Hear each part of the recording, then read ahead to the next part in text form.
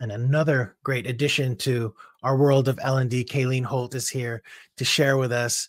Kayleen is a founder of this particular event. I guess it's been 3 or 4 years now since we did our first one.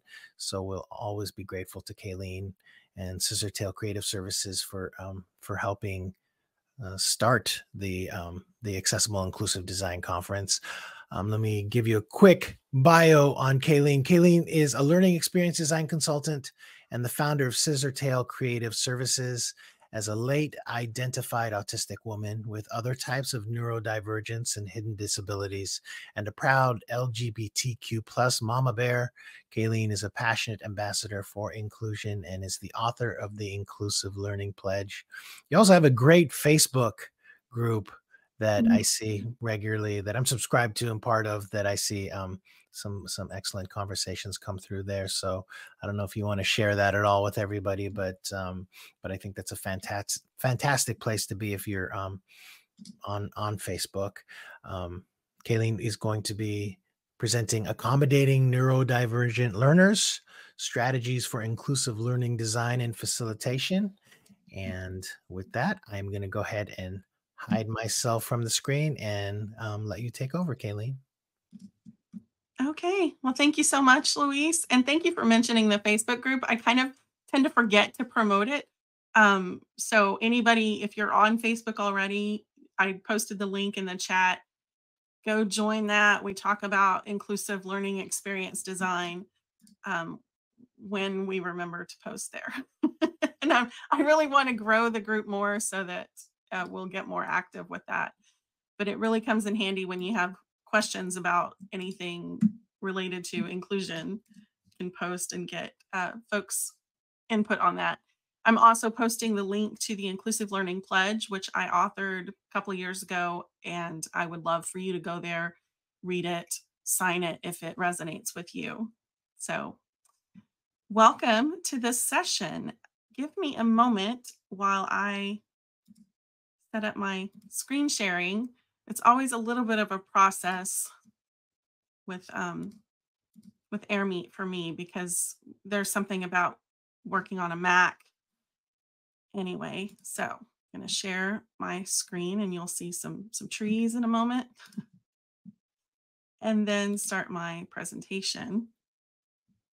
And I have to do one more little step so that I can see the chat notes. Okay, now we're all set. Okay, I've got I saw a little emoji fly by, so I'm guessing you're seeing the screen just fine. So I will go ahead and get started. Thank you. And just a quick visual description for anyone who needs it. I'm a white woman in my early 50s. I have shoulder length, reddish brown curly hair. I'm wearing pink glasses and a navy blue and pink floral dress. We are going to be talking about accommodating neurodivergent learners. So I will share some strategies for inclusive learning design and facilitation with you. Here's what we'll be focusing on in this session, if I can get untongue-tied. We'll start with an overview of what neurodivergence is and what it includes. And then neurodivergence basically just means neurologically different. And we'll talk more about that in a minute. After that, we'll move on to some neurodivergent friendly design tips and facilitation tips. And then we'll talk about creating inclusive learning environments for our neurodivergent learners.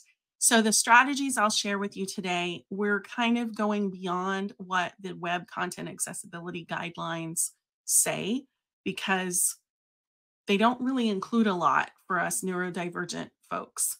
So I'm just going to be sharing from my lived experience, as well as what I've learned over the last few years, and also living with a family of neurodivergence. There's not a single neurotypical person in the bunch in my family, and I will talk about what that means too. So let's, first off, I want to share a little bit about me and the lived experience I bring to this conversation. This little word cloud shows you the types of neurodivergence that I have. As Louise said, I'm a late identified autistic woman. And when I say late identified, I mean really late. I just discovered this about myself a couple of years ago. So after age 50. Um, I also have dyscalculia, which is similar to dyslexia, but with numbers. So I have trouble understanding numbers or talking about numbers. Any task that involves numbers, I can get confused really easily. Like one of the worst things for me is creating a schedule for an instructor led course, dealing with the times. I finally got it set up with an Excel sheet where I think I got it now, but I almost always have someone else check it for me because anything dealing with numbers, I'm probably going to mess it up. I also have lingering symptoms from a mild traumatic brain injury 13 years ago. So that is another part of my neurodivergence. I'm hyperlexic, which basically means I learned to read very young and really good at decoding and reading really fast. But I can struggle sometimes with reading comprehension. So I have to slow myself down from how fast I normally read if I really want to understand it. Um, I deal with chronic migraine. I've got auditory processing difficulties and some vision problems, which include convergence insufficiency, which means that my eyes don't work well together. And it's not really a problem with my eyes. It's more a problem with my brain interpreting images from my eyes because it interprets them separately. And that causes double vision and eye strain. And it's why I wear glasses for close up work. I also have Irlen syndrome, which is a disorder having to do with how your brain processes certain wavelengths of light. It makes me really photosensitive or sensitive to bright light as well as bright colors. And I also have astigmatism, which is not a brain problem, it's an eye problem. And I'm not sure how many of my vision problems are related to that versus Irlen syndrome, but all of that. So that's my neurodivergence experience. I also, my husband is autistic and dyslexic, has ADHD, and our son has all three of those things as well. I've got another daughter who is autistic, and my stepdaughter has ADHD. So we've just got all sorts of neurodivergence in the group, and there are other things too. So anyway, let's talk about neurodivergence and what that means. It's not a clinical term. You won't find a definition in any sort of reference manual for doctors. It's really a term that the neurodivergent community came up with to describe us. So we're going to talk about some generally accepted definitions. First of all, we use the term neurodivergent to refer to one person. And approximately 1 in 7 people is neurodivergent, which means they're neurologically different from those who are neurologically typical or neurotypical. And if we want to talk about the whole group of people who are neurologically diverse, we're going to use the term neurodiverse. So neurodiverse can mean a group of people who are neurodivergent in different ways, or it can mean a group of people that includes some neurodivergent folks and some neurotypical folks.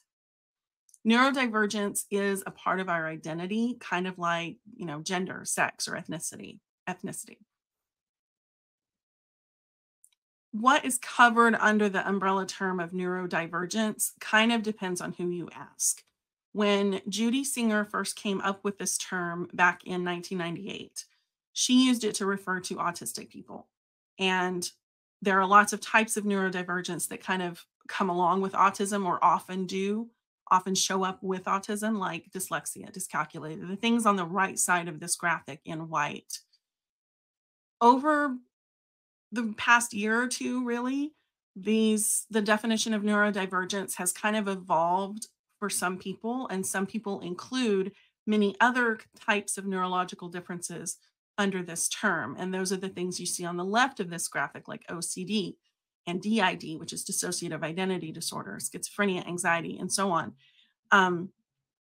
It's really a personal preference whether you include those things under neurodivergence or not. And there are conversations about whether it's appropriate to call those neurodivergent or not. I'm not making that judgment call. I'm just presenting the information, and you can do with it what you wish. So autism at the top of this list affects about 1% of the global population. And that doesn't really sound like much, but it's 75 million people. And it's diagnosed based on differences in communication, interpersonal relationships, and social interaction. Notice I didn't say anything about intelligence or ability to learn, anything like that, because autism in itself is not an intellectual or cognitive disability, although it can have components of that depending on what else comes with it. There's a saying that if you've met one person with autism, you've met one person with autism. And it is so true because it presents so differently in different people. And we'll talk more about that in a moment. ADHD affects anywhere from 3 to 5% of people. I apologize. You're probably hearing my dogs right now. They are making their presence known. Not sure what that's about. So ADHD stands for attention deficit hyperactivity disorder, and it's not a great name in my opinion because not everyone who has ADHD is hyperactive, and it also kind of lends to the misconception that people with ADHD can't ever pay attention to anything, that they've got, the memory of a goldfish or whatever. And it can be true, speaking from my experience with my husband and my kids, but they can pay attention for a long period of time if it's something they're really interested in. It's called hyperfocus. And those of us who are autistic also get that, where we can just hyperfocus on one thing for hours and hours and hours, and nothing else can distract us. In fact, you cannot get our attention when we're hyperfocused like that, which can be a really good thing if you really need to get something done, as long as it captures your interest in that moment. So dyslexia is probably the most common type of neurodivergence. It affects up to 20% of people. And that affects a person's ability to read, write, and spell. It has nothing to do with intelligence. In fact, most people, I need to change my little underline there. Most people who are dyslexic have above average intelligence, as from what I've read. You can't judge someone's intelligence based on spelling. So I want to put that out there because so many people judge folks on how they spell, and that's not fair. It's just a struggle. And some people who are dyslexic really enjoy reading. I have 2 kids who are dyslexic, and they both are avid readers. It is because they have learned strategies over the years to help them. My stepdaughter was identified really, really young and got into some classes that helped her learn strategies to read. My husband, on the other hand, was never officially diagnosed with dyslexia, but it's pretty clear that he is dyslexic, and he hates to read because it is such a struggle for him. My son loves to read, but will often read a physical book while listening to an audiobook of the same thing at the same time, because that helps him pay attention. Also has ADHD, so it helps with that. Yeah, I agree that spelling in front of a group, there should always be spelling amnesty. Yeah. And you can't judge people based on things like, do they know the difference between there, and there? Because that can be a dyslexic thing. It's not a matter of knowing the difference. It's just your brain mixes it up and pulls the wrong one when you're trying to get a different one. It just happens. So dyscalculia, I mentioned that one. That one affects a person's ability to understand numbers, and that affects anywhere from 3 to 6% of the global population. Dysgraphia affects anywhere from 5 to 20%. We're not really sure. And it affects a person's handwriting ability. That is something else my husband has, where you have trouble forming letters and you might leave letters or words out, things like that. Dyspraxia affects up to 10% of the global population, and that affects motor coordination. Folks with dyspraxia are often referred to as dyslexic. What? I'm sorry, as clumsy. I don't know where that came from. One of the issues I have with my symptoms from brain injury is aphasia, which is word finding difficulties. And so sometimes I might pause for a bit to think of a word, and then sometimes I mix up words altogether. So that's what that happens. And sorry for the slide issue. I've got to refocus something. I clicked something and messed myself up. All right. So dyspraxia, clumsiness. Suspect I may have that because I run into things all the time. I'm clumsy. End up with mystery bruises because I don't remember when I ran into something.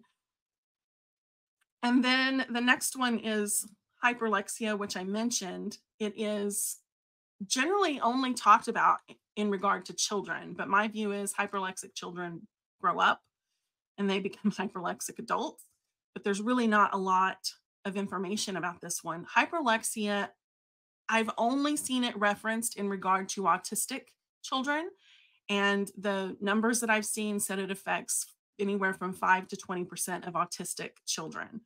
And it refers to a child's precocious ability to read at an early age, maybe a fascination with letters and books.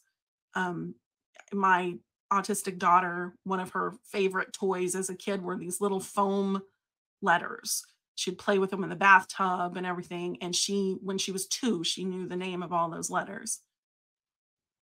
And then skipping over to the left side of the graphic that are, these things are sometimes included in the definition of neurodivergence. One is OCD, which is obsessive compulsive disorder, and that affects about 1.2% of the global population. And that is characterized by experiencing uncontrollable and recurring thoughts and compulsive behaviors. Dissociative identity disorder affects about 1.5% of the population, but it may be closer to 7%. It goes really underdiagnosed because part of the nature of dissociative identity disorder, which is a trauma response where someone develops additional identities, distinct personalities. It used to be called multiple personality disorder, but that's not really terribly accurate. One of the characteristics of that is that the person may not know that those other identities exist. Eventually they might, but it really does go underdiagnosed. The other thing is that there's a lot of stigma associated with it because of the way that media has represented DID. If you see DID in TV shows and movies, it's almost always someone has this hidden personality that goes and murders people or, is otherwise really violent. And that's just not the case in reality. But that stigma associated with it has kept people from saying, hey, I have DID. So you probably think, oh, I don't know anybody with DID because no, that's really out there. Well, think about that number. We know that 1.5% are diagnosed with DID, and there are probably a lot more. And consider that between 1 and 2% of the global population has red hair naturally. So how many natural redheads do you know? You probably know that many people with DID or OCD, which has the same kind of numbers, or schizophrenia, which is the next one on our list. Schizophrenia affects about 1% of the global population.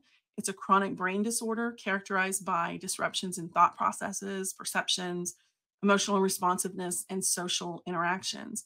And about 15% of people with schizophrenia are in the workforce.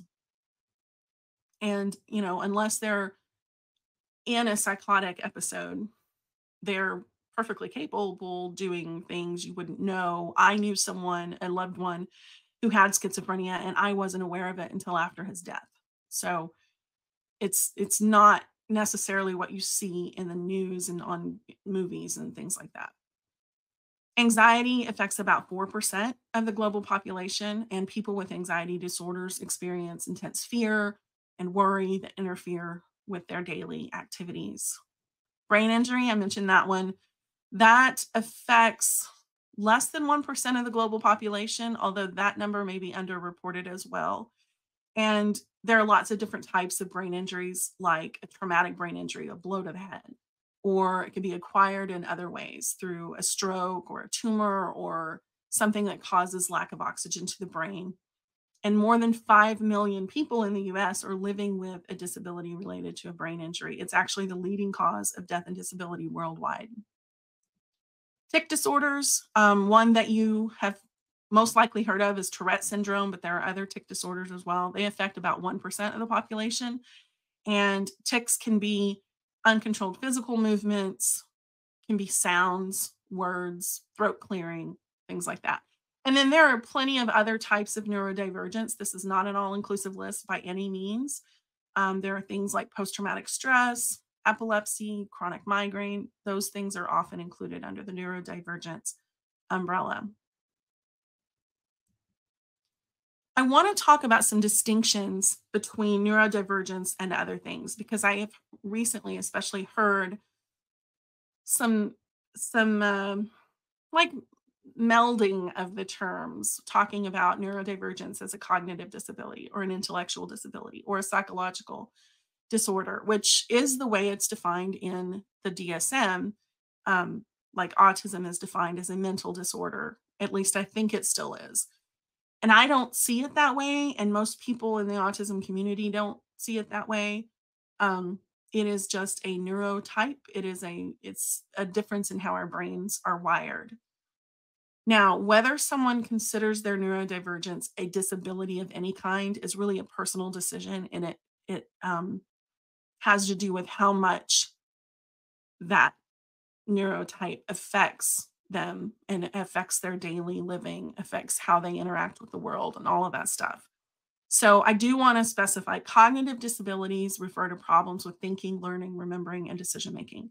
Some of the things that I mentioned with the neurodivergence, types of neurodivergence, can possibly interfere with thinking, learning, remembering, and decision making. For instance, executive dysfunction is one of the things that comes along with autism and ADHD frequently. That doesn't mean everyone who is neurodivergent has those cognitive issues. Intellectual disabilities are limitations in intelligence, learning, and everyday life skills. Intellectual disabilities are generally diagnosed when someone has an IQ of 70 or less. So it is not the same thing. It does often coexist with something like autism, but not always. And never assume that someone who is autistic is less intelligent or less able to think or anything like that. And then psychological conditions like the ones that we talked about, like OCD and anxiety and DID, those are conditions that significantly affect mood, thinking, and behavior. And again, these things often coexist, but they're not necessarily one and the same. Hope that makes sense. I did it again. I keep clicking so I lose the chat. So let me get it back. Sorry about that. Okay. So I do want to talk about the autism spectrum a little bit because there's this misconception when someone says someone's on the autism spectrum that the spectrum is a line and it goes from a little bit autistic to really profoundly autistic. And that is just not how it works. And I realize why people might make that assumption, but it's not how it works. The autism spectrum is more like a wheel. And this graphic comes from a Government Accountability Office document that was kind of an analysis of the DSM criteria. That's the Diagnostic and Statistical Manual of Mental Disorders, which doctors use to diagnose autism. And I'm talking a lot about autism just because it's my own experience. That is obviously not the only kind of neurodivergence. So the autism spectrum wheel, you can see that it has different areas like intense focus and interest. That is one of the characteristics of autism, is that you have special interests. And I used to think I didn't have any special interests because I don't have encyclopedic knowledge of really anything. I mean, I've got quite a bit of expertise in instructional design, but that's based on years of experience. But there are things that I have recognized now are special interests. And one of them for me is trees. I cannot tell you an ash from an elm. I don't have encyclopedic knowledge of trees. I just get really excited about them. And I realized at one point, actually, my son pointed it out, like, Mom, that's a special interest. You get ridiculously excited when you see a cool tree and you have to tell everybody, you have to show everybody. Yeah. So intense focus, intense interests. Sensitivities, I'm super sensitive to noise and smells and bright lights and all of those things. Routine and repetition. I rely heavily on my routines. I'm not so rigid that I can't get out of a routine, but I like my routines. They're comfortable for me. And then communication difficulties. I don't have as many communication difficulties as some autistic people, but that is one of the traits of autism. Um, Hating small talk, for instance. Like, I just don't know how to navigate those conversations. Social impediments, that's kind of along with that. And I don't know that I like it being called impediments, but it's just a difference in how we socialize. So autism includes all of those things, and you can see on the right side of that graphic, those are three hypothetical autistic individuals. So that's what the wheel would look like for different people. So you can see that person A on the top has a lot of intense focus on their special interests and a moderate amount of what they're calling social impediments, as well as reliance on their routines and repetition. But this person doesn't have a lot of communication difficulties or sensitivities. And then person B doesn't seem to have any special interests, but has a lot of sensitivities and communication difficulties. And so autism presents differently in different people, and they're going to be stronger in some areas, have more challenges in other areas, and so on. Yeah, it's a really useful graphic, I think, for understanding what the autism spectrum really is. Yeah, the term functioning, Nadia said something about, I hate it when people use the term functional, like, I'm a high functioning autistic. We just don't like that because it puts this judgment on, like, some people with autism are better than others or something, and that's not how it works. We just have different strengths and different challenges.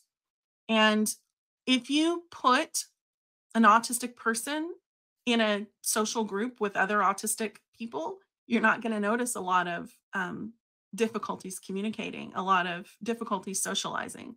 Maybe some, because there are autistic people who don't speak or other things. But my point is, like, me and my family, we're all autistic. My children, my husband, all of us, and we socialize fabulously together because we know how to communicate, and we love hearing about each other's special interests and things like that. But when you get us in a group of neurotypical people and they're having conversations about, I don't know, the weather and maybe sports or whatever else, something that doesn't interest me in particular, then I have a hard time. I tune out. I don't feel like I'm included. It's just, it's a different communication style, really. I had one person who I met for the first time, and I don't know if someone had talked to her ahead of time about me and, like, how to communicate with me, but she started the conversation by asking me, she said, I I hear you like to read a lot. Tell me what kind of books you like to read. And oh my gosh, I took off like a light because that was something I was really excited about talking about. And then I had to kind of rein myself in and be like, okay, well, what about you? Gotta learn how to talk to people. But that was a great way to start a conversation with me rather than the normal ways that people do with small talk.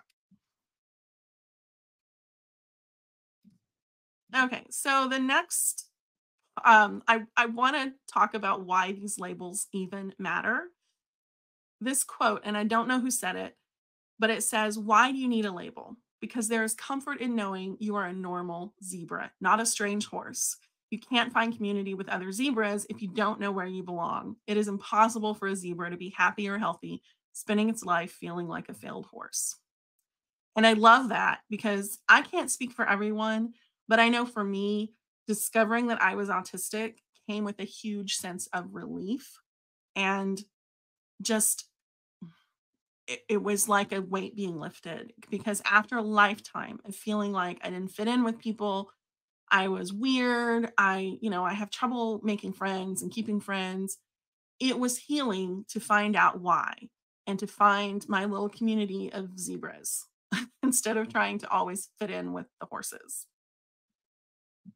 It does speak to the disabled community as well. Yeah. So let's talk about some design tips now that we know a little bit more about neurodivergence. How do we incorporate that into our learning designs? This, I've got a graphic covered up because, oh, well, I'll tell you why in a minute, but there is a graphic there that I'll show you in a second. We don't want to use flashing effects, any sort of flickering or strobing, even if it's within the parameters that the web content accessibility guidelines allow. There's a certain number of seconds, and I can't remember that number off the top of my head because it's a number and I'm not good with those. But any sort of movement on the screen can be problematic for neurodivergent learners, including quickly repeating GIFs, because those can create a flicker effect. And besides that, the movement is distracting. So if you use them, one, make sure they don't loop too quickly, because that's going to cause that flickering. And that's a real problem, not only for neurodivergent folks, for traditionally considered neurodivergent, as in like autistic and all of that, but also folks with seizure disorders who can also be considered neurodivergent. Also, number two, provide a way to stop that motion, especially if the learner is expected to read something on the screen. It is so distracting to try to read something while something over here is doing this. I can't do it. There are so many times I will tape a piece of paper to my screen or a Post-it note or something to cover up something that is moving that I can't stop moving. And I have tried countless Chrome extensions and other methods of trying to get auto playing videos and animations to stop when I'm browsing online.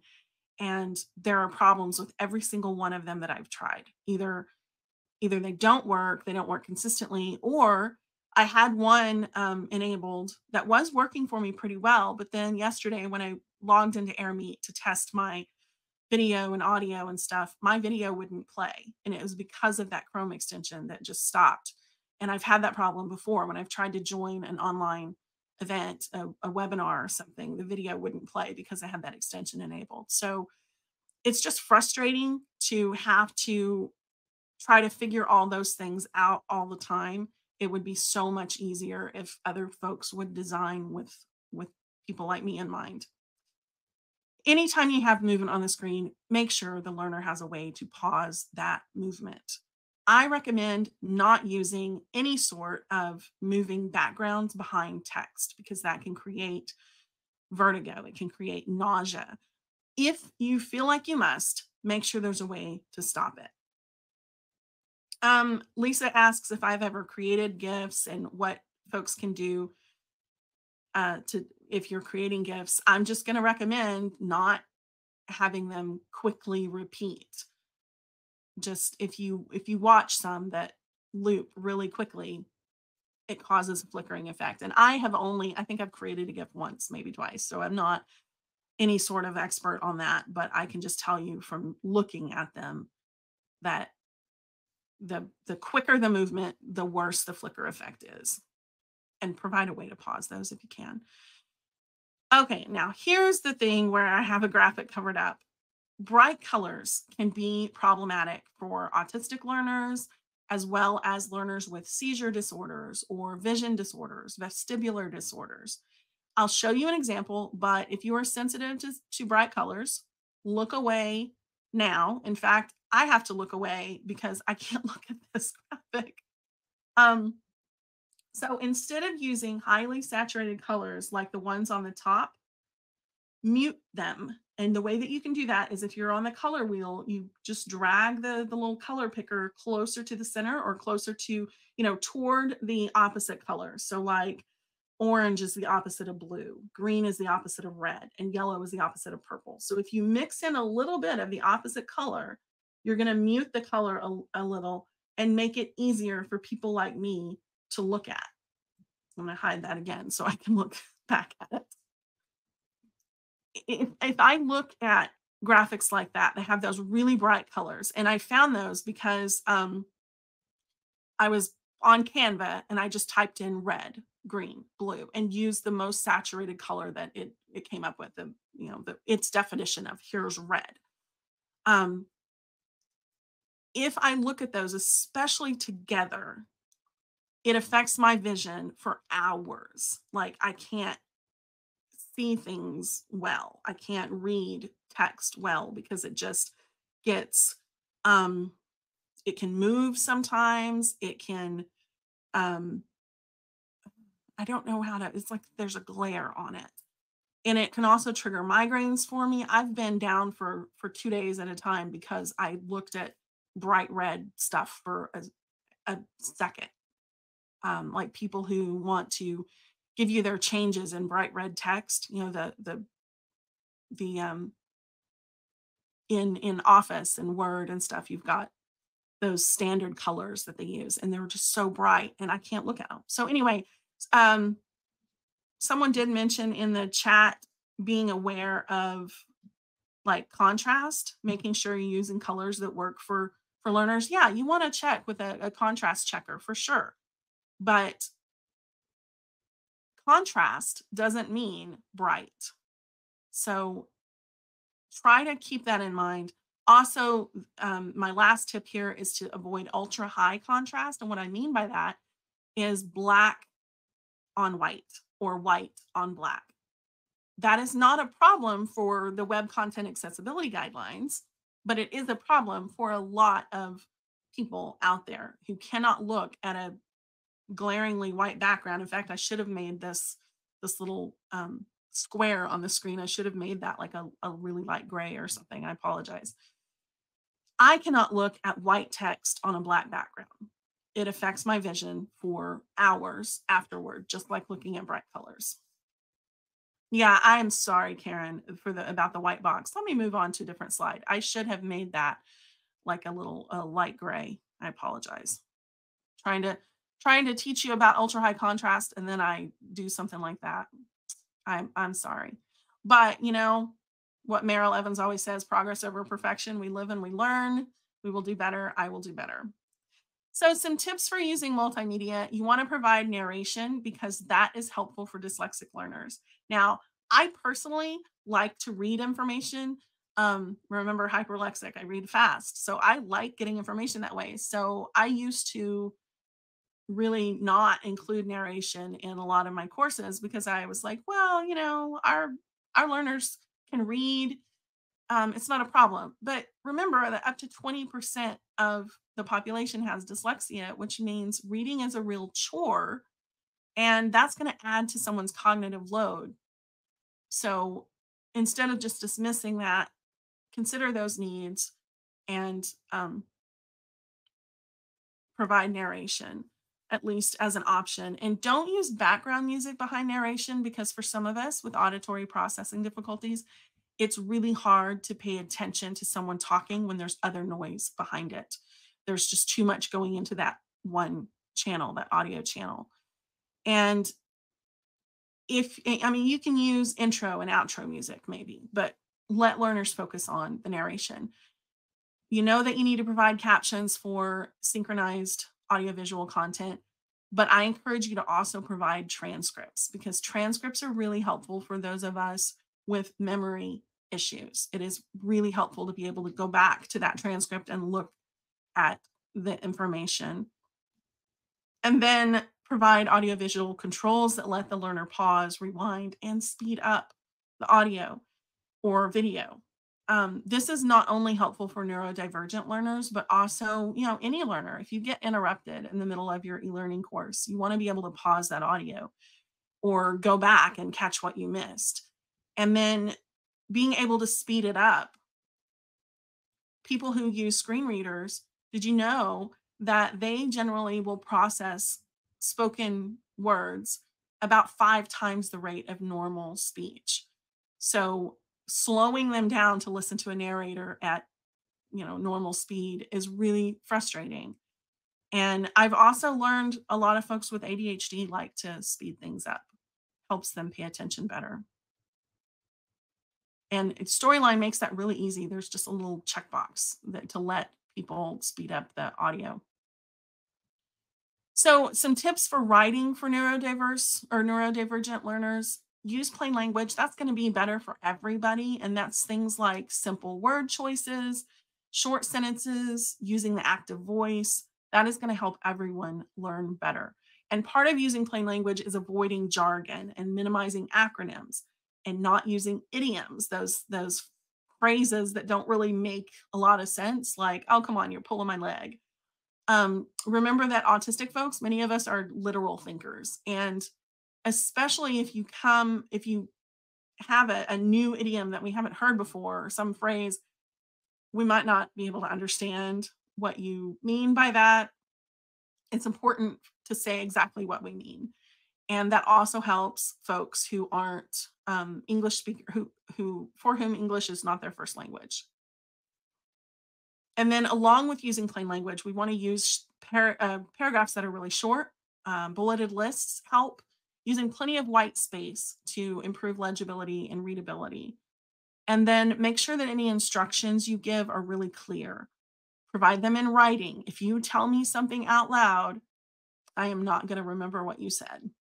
I need to be able to refer back to it in writing, and then break down those instructions with very specific steps. For those of us with dyscalculia, minimizing the use of numbers and math vocabulary can be really, really helpful. There was an example that Laura Parker shared on LinkedIn. This is not exactly her example, but it's close, where someone said something like, I'll meet you at 1400 on 07/29/24.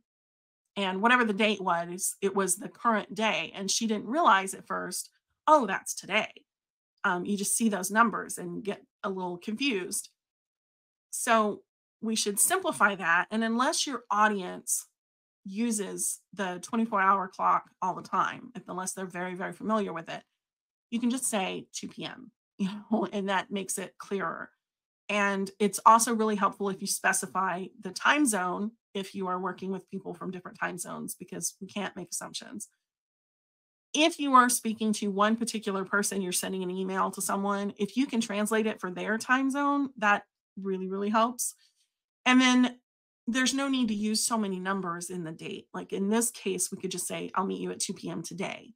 But if it weren't today, you could say July 29th. You don't need to specify the year.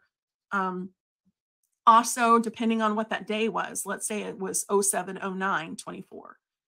Well, depending on what country you're in, that could be July 9th or September 7th, depending on how they interpret the date. So keep those things in mind with using numbers. Another thing is math vocabulary. Like instead of using the little greater than and less than symbols, maybe spell those things out unless you are teaching math.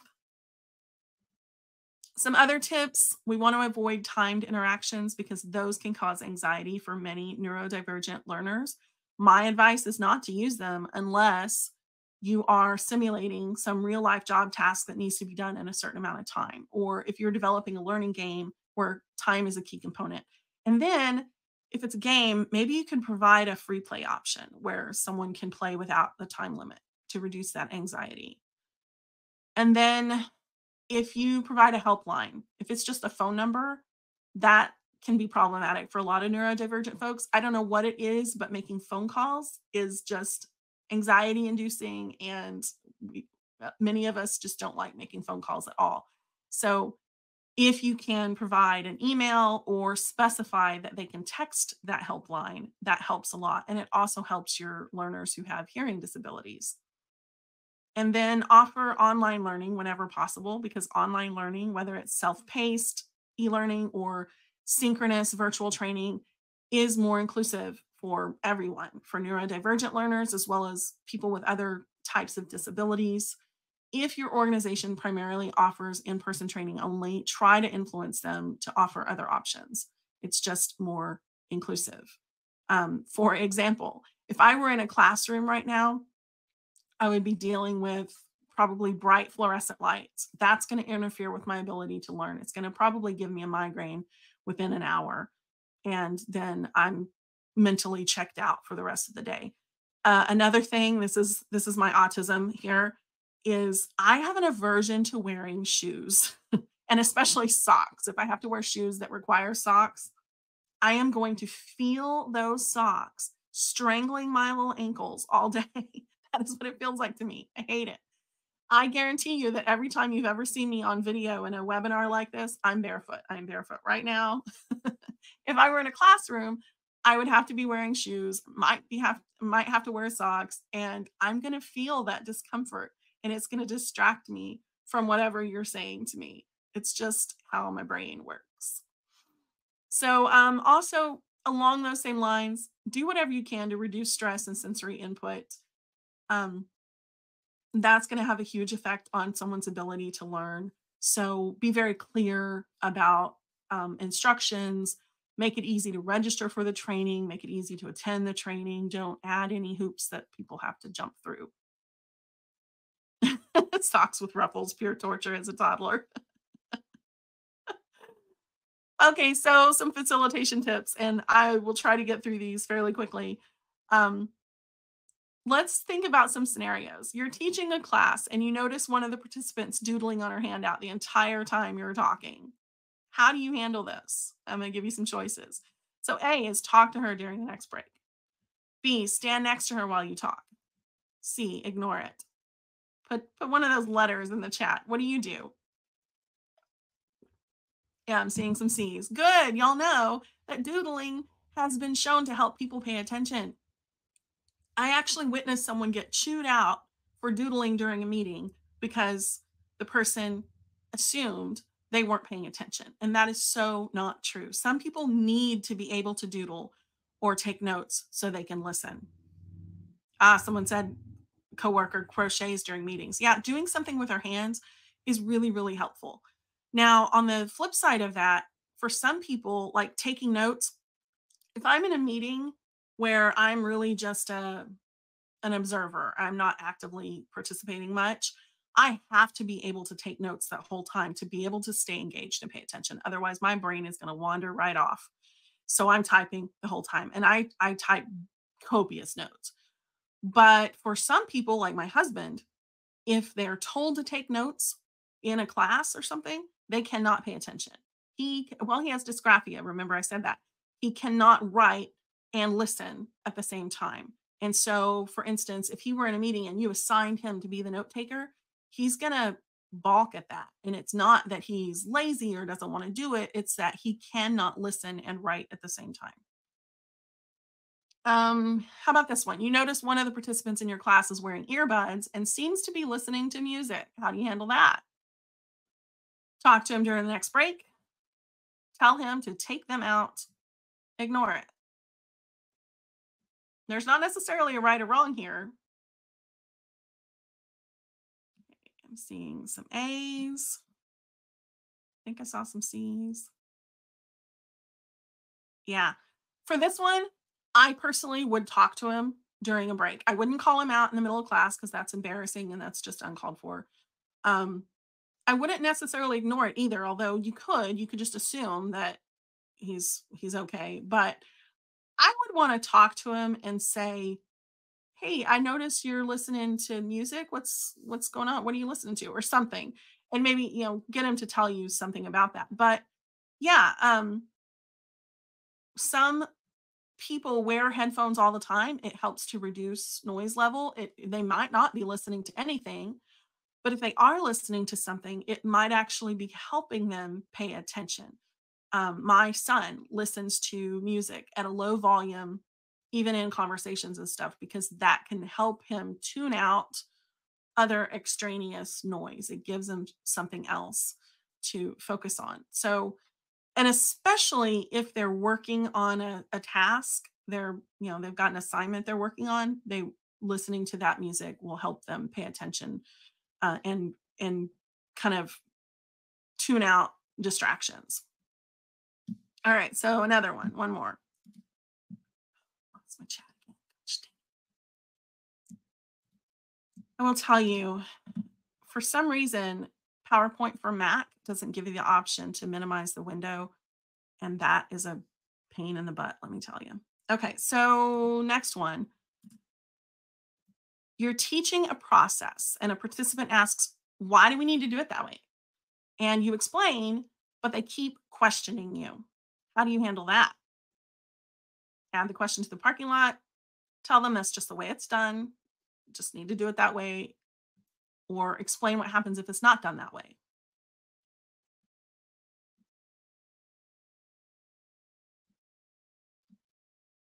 I see some A's and C's. Yeah. Yeah. basically B is the wrong answer, because just saying that is the way we're supposed to do it and you just have to do it that way is not helpful for a lot of folks, and neurodivergent folks in particular many times need to understand the why before we can understand the what or the how. So explaining that why is really, really helpful. Now, depending on the topic, depending how long it takes to explain and so on, you could add it to the parking lot and follow up with that participant later. Or you can take a moment to explain to the whole class because someone else might have the same question and just not want to ask. What happens if it's not done that way? Why is that process in place? Maybe there was an incident years ago that caused a lot of trouble because it wasn't done this way. And now we do it this way, and that avoids that problem or something. Yeah, math was always that for me. I wanted to know why. How do we use this? What is this for? Yeah.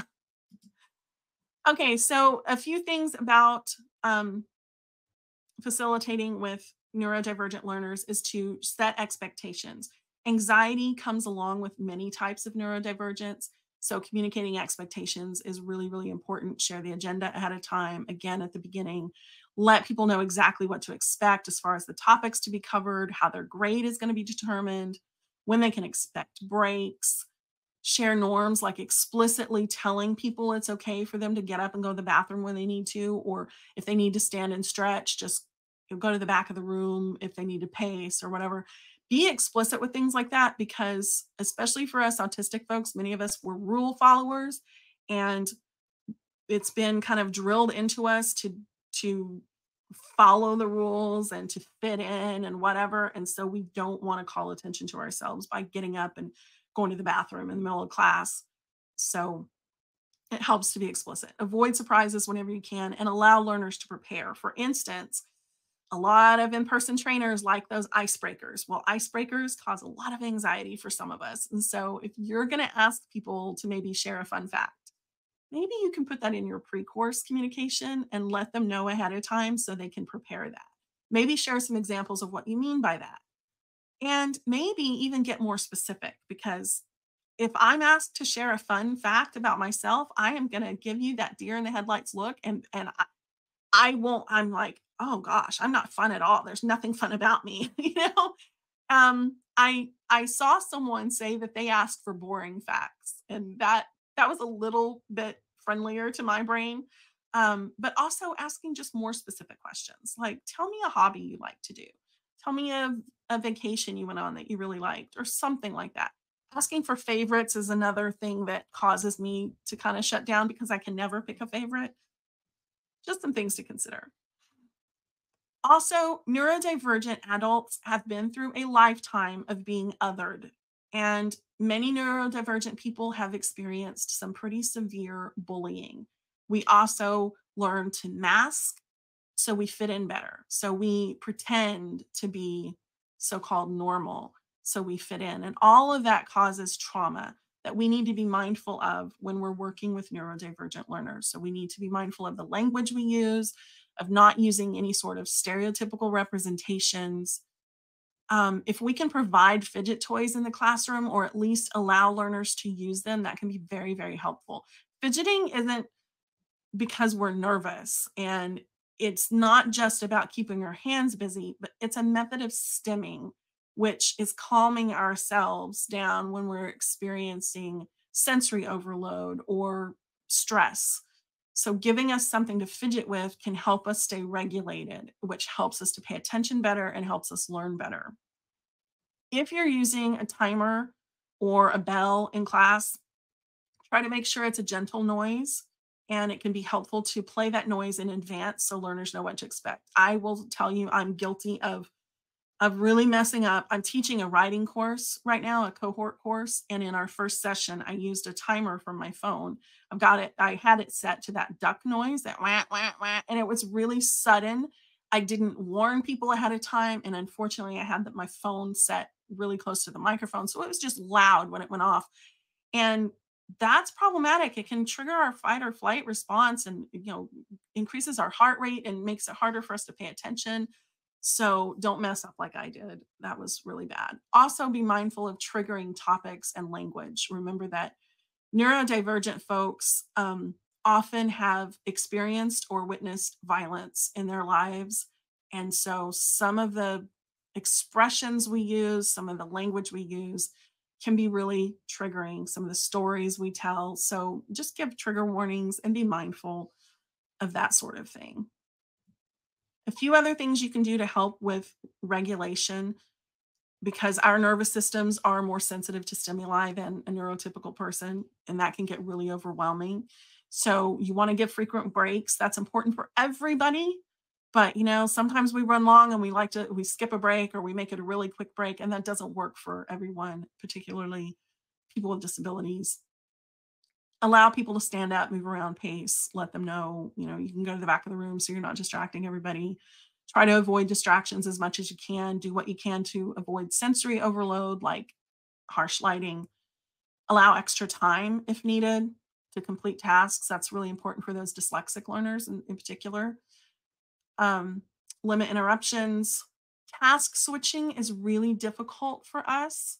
So transitions, try to limit the number of them. I understand that we want to mix things up. We want some variety. But if you are having me move tables every 30 minutes, that is really going to interfere with my ability to regulate everything in myself, like my ability to adjust. I can be flexible in a lot of things, but too many transitions is just hard. And actually, it's why I will probably miss a lot of the sessions this week, because I will get hyper focused on something and forget that there's a session in another hour. The way that they're split up like that, it works well for a lot of people. For my brain, it doesn't. So I end up going back and watching recordings instead, because I can't switch tasks every single hour. And that is how I set my schedule up, so that I can focus on something for several hours at a time. And then you want to use parking lots for questions, and give people sticky notes that they can submit their own question, or give them an email address they can submit questions to, or something, because not everyone is going to be able to ask a question in a class full of people. Advice for forming groups, integrating neurodivergent folks with neurotypical. I wouldn't want to call out neurodivergent folks, or, and a lot of the time people aren't going to self-identify. Like if I go to a class, most likely I'm not telling people beforehand that I'm autistic. One, because I've learned to adapt over the years, but two, because it's stigmatizing. People have expectations. They expect that you're going to be like Rain Man or something, and that's just not true. So I don't think we need to try to, make groups like that. I don't really have advice for groups, other than, for me personally, it is comfortable in a good way to work with the same group at least all day. If you want to mix it up the next day, okay. For me, I find it very uncomfortable, and not in the kind of, get out of your comfort zone good way that people talk about, but in a very stressful way, to have to get to know a new group every hour or so. Um, it's I don't like that. So someone asked, what exactly is a parking lot? It is an area, either on a whiteboard or a flip chart or something, that you set aside for collecting questions that are either off topic, or that you're going to cover later, or something like that, so that it doesn't derail the whole conversation. You can just, here, I'm going to add that to the parking lot, and then we'll discuss it later. And it reminds you to follow up as well. So next, I have a few tips for creating inclusive learning environments, and then we'll get to questions, because we are running up on almost an hour already. I'm sorry. So some classroom considerations: warm lighting, natural lighting, or filters you can put over fluorescent lights are really, really helpful. You can buy these like plastic filters to put over fluorescent lights, and that will make the learning experience so much more comfortable for your learners. So I encourage you to look into that. If you have windows in the classroom, be sure there are shades so no one's getting the sun right in their eyes. allow or provide noise canceling headphones, or let folks use earplugs. If you see someone's got earplugs in, especially the loop kind, they have a little circle on the outside. Don't assume that they're just not listening. There are earplugs that help mute other noise but still allow you to engage in conversations, and they're really, really helpful. Provide breakout rooms or quiet spaces.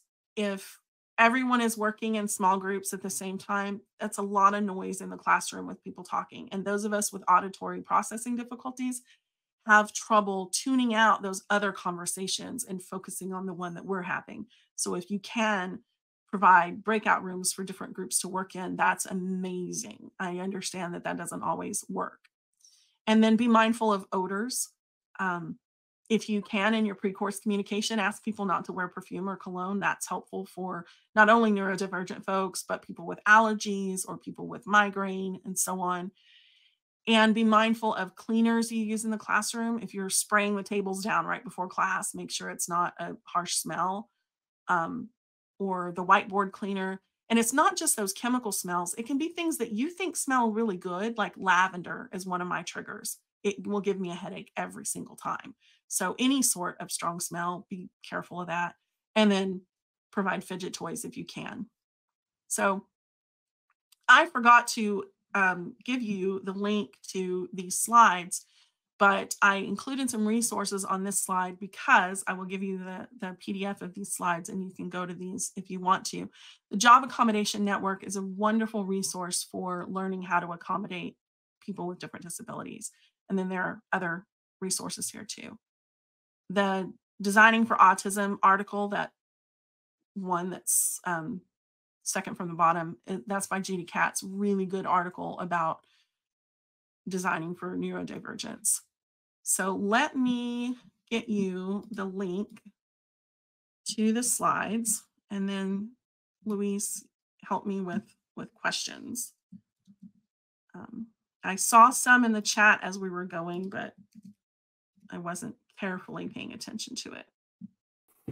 Sure. Thanks, Kayleen. Let's see here. Question about, well, first question was about whether or not the slides, the PowerPoint will be available later, and you are doing that now. So let me mark that as answered. Let's see. Somebody had asked about the recording. Yes, this is all being recorded. Every session this week is being recorded and will pretty much available a minute after everything closes down. Let's see. Iris had asked, and I don't know if this was specific to anything. I didn't catch it, but Iris had asked any recommendations on how to learn more about all of this. I'm a former educator who's trying to get into the L&D field. I think just, the resources that are in your slides. I'm not sure of what other organizations have any sort of focus on accessible and inclusive design. I know that one of the reasons, Kayleen, that you wanted to come up with this was you definitely saw the need out there. So, just keep an eye on what's going on with TLDC. I hadn't mentioned this yet, but we had so many proposals come in for this event. We weren't able to accommodate everybody that wanted to present, but there is so much incredible information from so many passionate educators out there that we're probably going to do this again in a few weeks. I've been messaging some of the folks that we weren't able to include in this program. And so we're going to try to get together again and have another virtual event like this, just so that we can share more information on this topic that is so important. And I also want to mention just the one thing that's really incredible about this particular event is just chat and the I don't know, just the amount of how rich and how full of quality the conversation is in there. So many people have such great advice and feedback, and their skills are incredible. So it really is wonderful being able to be a part of this event. So yeah. So follow TLDC. We're just going to keep putting this stuff together and getting it out there. Thank you, Louise. Yeah, absolutely. I am trying to see recording share. Where will be the best place to stay up to date on the next event? That is a question. Just subscribe to the newsletter. You can find that on the tldc.com website. Mhm. Subscribe to the newsletter. I haven't been that great about getting it out regularly over the last few months. Just had a lot of time challenges, but I've been getting it out at least like a couple issues every month. I try to do it weekly, but keep an eye on that and you'll see um, what my schedule for events are. I try to do one virtual event of this type every month. Maybe not 5 days, but at least 2 days with lots of great content. And it's always free to attend these. I do gate the recordings on some of them, but not all of them. Like this one, I'm not gating any of the content. But yeah, keep an eye that way. Yeah, And and if you have other questions, feel free to connect with me on LinkedIn. I'm pretty easy to find there. Maybe mention that you were in this session, particularly if your title has anything to do with marketing. I won't accept. yep, yep. All right. Well, I think that is it. Thank you so much, Kayleen. Thank you. I Always appreciate the glad. opportunity to be here. Yeah, and you are such a great supporter of TLDC, so thank you. And with that, everybody, just a reminder: our next session is going to be at 12 p.m. Pacific time, 3 p.m. Eastern. That's when with Jared Spate, who has spoken with TLDC in the past. He's fantastic. Jared's topic is accessible design doesn't have to be a drag. So check it out. I think that he's very, very talented, and that's going to be a good session. Oh, just one other thing. I also want everyone to remember we typically do 1 hour breaks in between sessions, and I don't know. For me personally, I just feel like having that space is better for reflection and for just having a break. So keep that in mind as we go through the week. There's always at least a 60-minute session, 60-minute break in between sessions, or at least we try to. And you still have the virtual tables, right? Yeah, virtual tables. We don't have anything formally organized for that this one, but if you are interested in socializing, you could just meet out there in the social tables. If you go into the reception area, you'll see at the top of the screen there's the social lounge. You can go there and just jump on a table. That's a great place to chat with folks if you're interested. So yeah, that's it. All right. Well, thanks, Kayleen. Thanks, everybody. We'll see you in the next one. Bye-bye. Thank you. Bye.